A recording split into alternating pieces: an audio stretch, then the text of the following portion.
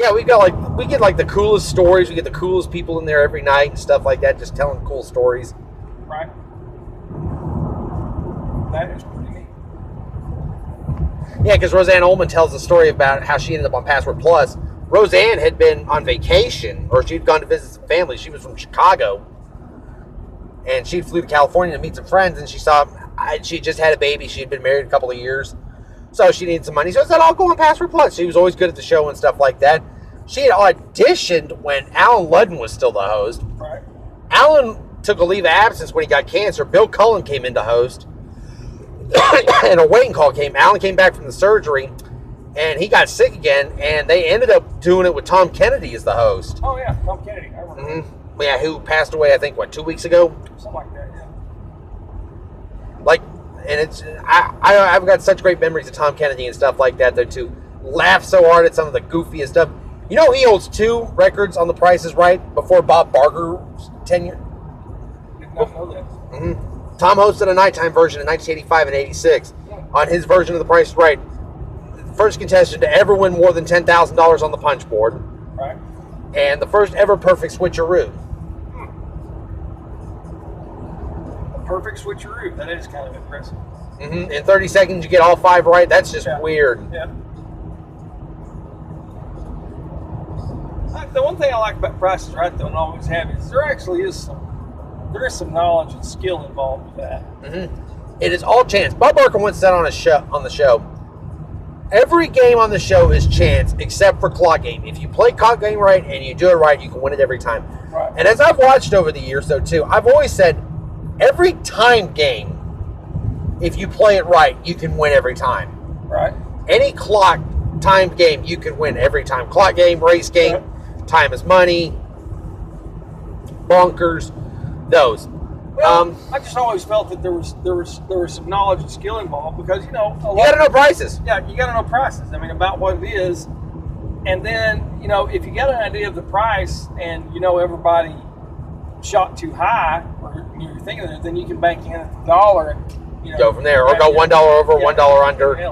I mean, the true chance is spinning the big wheel. I mean, that's the Showcase Showdown wheel is a big chance. Yeah, Showcase Showdown wheel. Now, Bob Barker once said as a joke on the David Letterman show on the top 10 list, he said, "Slip Daddy some cash, and the Showcase Showdown wheel will land wherever you want."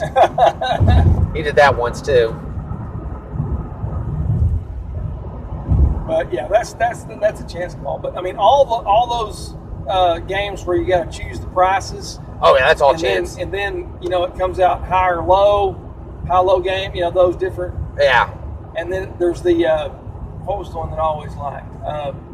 The climber game. Cliffhangers, yes. Where now there is a clip I've got on my YouTube page. Where it starts the cliffhanger and he's singing the yodel song. That I actually know the actual name of that tune. Oh, yeah? It is called On Frances Mountains. That is from, I think, Snow White and the Seven Dwarfs. That was from a Disney movie in the 40s. Oh, wow. That was a cool game. Now, actually, I'll tell you this, though, too. There's a really funny story where the cliffhanger guy broke. He accidentally goes off the cliff. Yep. And the cliffhanger dude keeps messing up. He keeps going back and forth up and down the scale. Yeah. And at one point, Barker looks back there and goes, "That's a stupid mountain climber." He sticks his head back behind the prop. And it was a guy by the name of Roger Dobkowitz who worked who was a production assistant. He ended up later as the executive producer of the show. Right. And he just goes, "Oh, I don't know what's going on, though, too." So him and Barker decide, well, they get it right, though, too. And eventually, she misses the second prize, and he works his way up. He stops at 24. Right. So she's either got to get this right or miss it by $1 to win. And it's a bunch of silverware. This was like in 1981 or 82. A bunch of silverware. And she goes like $61. And the audience starts moaning and they buzz her wrong. Yep.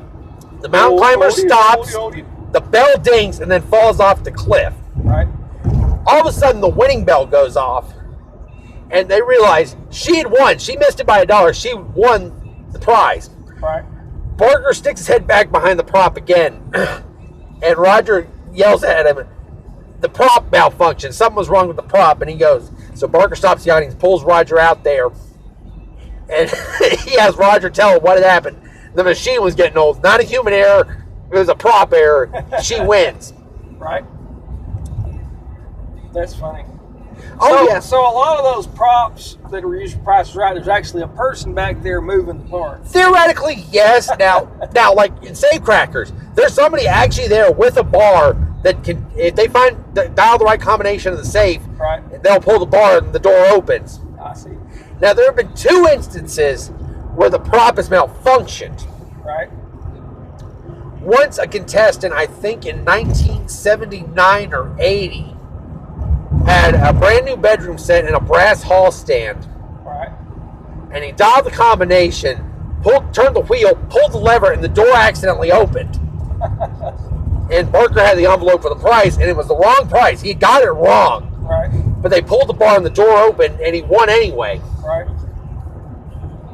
Now, Rich Fields, who took over as the announcer after Rod Roddy's death, Right.